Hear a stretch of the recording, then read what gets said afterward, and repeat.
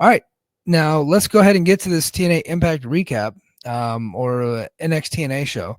A lot of NXT on the show again. I'm kind of sick of it, to be honest with you. They need their own talent. But yeah, it was a loaded show. It was a good show. I actually really I thought this episode was better than last week's episode. There was one segment that I liked for a while, but then it just continued for a long time. Before we get into the episode, though, let's talk about what happened on social media before the episode took place. The system did a whole thing. Eddie Edwards. This was supposed to be for the actual regular TV show. I think they just went overtime. So Eddie Edwards and the system basically did a whole promo saying that he was tired of them losing. And they do lose a lot. They are really bad at winning. They lost the tag titles. The system, like Fandango and Myers and Edwards, lose every single week. Moose still wins, though. But they were calling out Moose specifically at one point, and they put Moose in the Ultimate X match at Rebellion. So there you go. So that happened before the show. They just released that segment on Twitter before Impact took place. So, but yeah. So the opening match was Ash by Heather Elegance, I think is what they're called, or the Elegance brand, I'm pretty sure, versus Gigi Dolin and Tatum Paxley, I think she was here at one point. So the show kicked off with a recap video of last week's highlights, setting the stage. George Iceman, the smarmy manager, strutted out to booze. The guy's got some heat. He's really funny, and he's got a lot of talent. I am a George Iceman fan. You know, I thought that back in the day, I think I've said this on the show before, but it bears repeating. When the North was stuck in Canada and they were doing skits, it was Ethan Page and Josh Alexander, and they had George Iceman with them. I wanted that entire act to come back to the States and be in TNA full time, but they didn't bring the entire act. They left George Iceman back. I thought he would have been a good heel manager for that tag team. So I think once this Elegant stuff kind of runs its course, I'd like to see him managing other heel tag teams. I think that would be cool. But I think the guy's got some talent. And he's been around a long time too. So, but anyway, he delivered a heel promo before introducing TNA Knockouts Tag Team Champions Ash and Heather by Elegance, the Elegance brand. Their opponents were Gigi Dolin and Tatum Paxley, making their TNA debut as a team. Ariana Grace joined on commentary. Bland as always, Ariana. Ash and Dolin started things off with Ash trash talking only to get dumped on her head by Dolin. Paxley tagged in, nailing a crisp drop kick for a 2 count. Heather entered and shifted momentum, taking control as Lash, Legend, and Jakara Jackson watched backstage. More NXT. Paxley fired back with Kawada-style kicks, but Heather regained the upper hand with forearms. Dolin tagged in, only to eat a big boot from Heather, who then tagged Ash back in. For some corner stops, Paxley took the hot tag, exploding with a suplex and standing elbow drop for a near fall. Iceman then interfered, pushing Paxley off the top, went unseen by the ref, of course, the goof ref, letting Heather set up Ash for her top rope rarefied air finisher. It is the worst swanton bomb in the business. Ash pinned Paxley at around 8 minutes for the win. This was a decent match. And then post-match, the champs were having a cake celebration. We talked about it last week. And then this week, they finally put Ash by Elegance's face in the cake. That always gets a big pop. The El Paso crowd loved that. So there you go. There's an old school, like Memphis Mid-South angle. So you're not going to, I think it was Billy from Philly, go Niners. But he was saying, was that the only cake in history to never be used on a wrestler? Well, they were teasing it. So they didn't want to do it the first week. They did it the second week. So they paid off the cake angle. So there you go. I'm just going to get to the matches, and then I'm going to talk about some of the in-ring segments a little bit later. So next match that we'll talk about, Aztec Warriors, Laredo Kid and Octagon, and Chavo Guerrero Jr. versus First Class. And Frankie Kazarian. So this match was so good. Just it was way better than it had any right being. Chavo Guerrero, of course, in El Paso was super over. And he looked good. He looked really good. He's probably 50. And he looked a lot better than most of his contemporaries because he hasn't been wrestling a ton lately. He does like, stuntman work, I think, and he's like in Hollywood a lot, like training, like especially for, he was on the set of Iron Claw, like training them how to wrestle, and I think he was doing Glow and a lot of that stuff. He looked so good. I was like, why is he not around? It's like, that was my thing. Now, of course, it's being amplified because they're in El Paso. Like, I get that. It's a little bit of recency bias, but I thought he looked tremendous. I'm like, why not just keep him around? Like, he went to AEW, and I thought that makes sense. Jericho's probably getting him in there, and Dean Malenko's on the staff, and so like there's a role for Chavo, but it didn't work. And I think he buried AEW a little bit on the way out, so there's a bridge burnt there. But like I'm sure there's got to be a place for Chavo in TNA, right? Like, especially if it's like, even if it's a producer who wrestles every once in a while, like the dude looked great. He looked like he was still like 35 years old to me.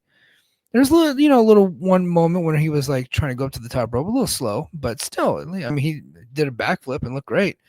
And the internet's talking about him right now. Like, he is over with Twitter. They're like, holy shit, look at Chavo, our guy Chavo. But the crowd chanted, "We want Chavo," and he delivered, tagging into a massive pop. Chavo ran wild, hitting the three amigos on Navarro as fans chanted Eddie. Kazarian interrupted, so Chavo hit two amigos on him. Francis cut him off and hit him with the Eddie-style shoulder shimmy, but Chavo responded with all three amigos on the big man, drawing another Eddie chant. The Aztec Warriors drove Francis and Kazarian outside, while Chavo sealed it with a gory bomb and an Eddie Guerrero frog splash on Navarro for the pin at about 12 minutes. Really fun match. I think everyone should go out of the way to check this match out. It was goddamn entertaining. Kudos to Chavo. God bless him. I was so happy to see him. I thought his promo last week was not great. He seemed like he was a little out of practice, but like he can still get it done in the ring. He was always a really good worker. I mean, he was never Eddie, right? He's probably never even Chavo Senior, but he was still really good. And then we go to non-title match, Masha and Jayce Jane. Match was fine. Good match. Hard hitting. I dug it. After a break, Slamovich fought back from underneath. Jane's punt kick attempted from the apron was blocked after Slamovich slammed her face first onto the apron. Inside, Slamovich built momentum, hitting her snowplow finisher for the win at around 10 minutes. Post-match, Tessa ambushed her, and then Zaya and Lei Ying Li chased her off. So there you go. Next up, Eric Young. He defeated Ace Austin. This match was decent. Nothing too crazy. Like, it was like a pretty good match. It was not anything that anybody needs to go out of the way to see. But I thought this was a pretty good match. Austin rallied with his click boom move and a 10-punch sequence in the corner, but Young's trio teamwork prevailed. After more shady tactics, Young hit a pile driver for the win in about 9 minutes, proving his trust point to Macklin. So there you go. And then in the main event, we had Nick Nemeth versus Leon Slater. Nick Nemeth, who my wife says looks just like Pete Hegseth, the Secretary of Defense, which I don't know if you want to look like Hegseth right now. He's in a little bit of hot water, but the wanted man Nick Nemeth with brother Ryan took on rookie sensation Leon Slater. Nemeth controlled early, taunting Slater and the crowd, but Slater fired back with a rope move and spinning elbow followed by a stunning dive over the ring post. After a break, Nemeth regained control, targeting Slater's knee. Slater's comeback included a twist of slate, and a near fall swanton 450, but Ryan's interference set up the danger zone for the pin in around 14 minutes. I thought this match was excellent. This is a really fun match. It was a really good main event. It was heated.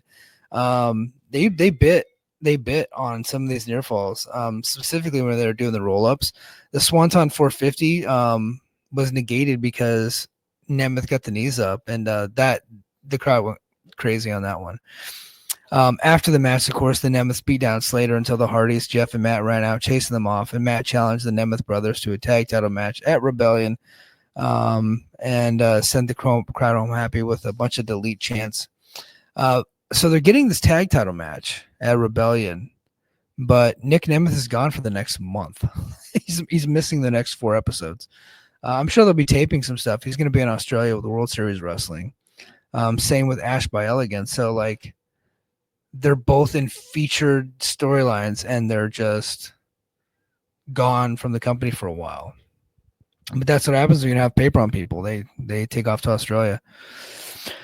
Additional segments. So Joe Hendry and Elijah and Frankie Kazarian. It was like entertaining for a while. They did an in-ring thing. So Joe Hendry said he called out his next challenger. And of course, out comes Elijah and he's playing his guitar. And I said, don't worry, I'm not it. I'm your friend. I'm not going to turn on you. So they're still foreshadowing and teasing that. And then Frankie Kazarian comes out and he's holding a bass guitar. And he's playing the idiot the entire time. Eventually they beat him up and sent him packing and then did the nana nana hey hey goodbye song to him. It was entertaining for a while, but it just went way too long. And in fact, I get the feeling that because that went so long, we couldn't get the system segment on the show. So Moose, who's been one of the most impressive wrestlers of the last couple of months in the company, couldn't get on this episode because the guitar guys lasted fucking forever.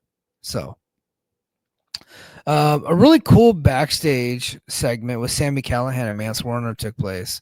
It was a war of words. They were in handcuffs and security was there with Santino. It was cinematic, but it was actually filmed really, really well. And I think Mance and SDL are such good characters. Like they're really good at playing their roles. Sammy is Sammy. He's fine.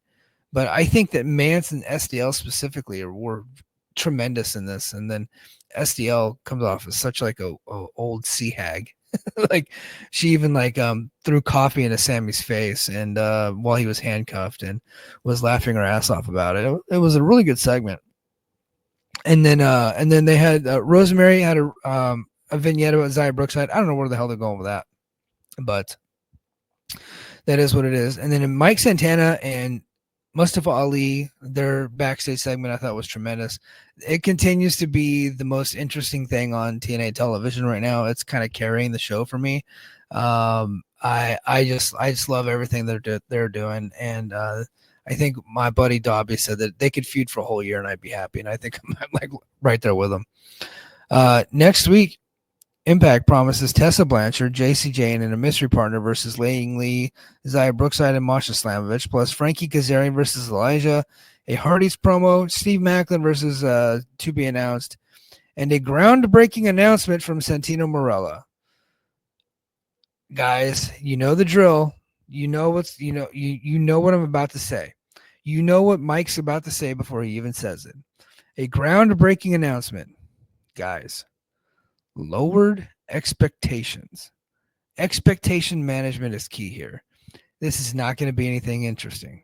They might announce a new match style, something like that. But for those of you that are hoping that there's a TV deal being announced or something crazy, that's not what it is.